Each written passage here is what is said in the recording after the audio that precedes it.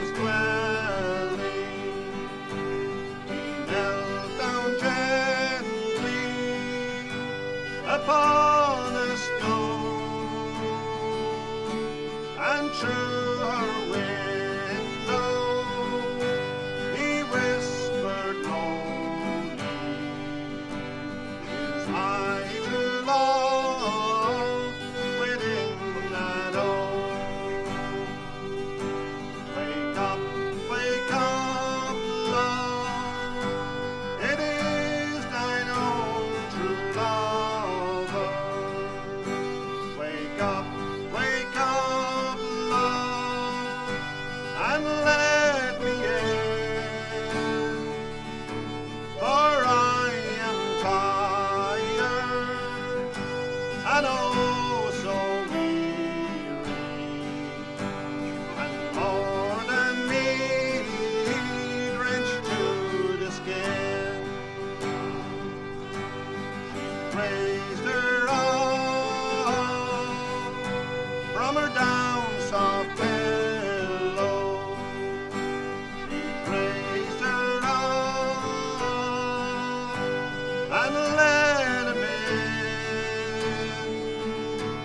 and they were locked in each other's arms until the long night was past and gone. And when that long night was past and over, and when the small clouds began to grow, he's taken her hand now, they've kissed and parted, and now he's saddled and mounted, ready to go. I must away now, I can no longer tarry. This morning's tempest I have to cross. I must be guided without a stumble into the arms I love the most. Into the arms I love the most.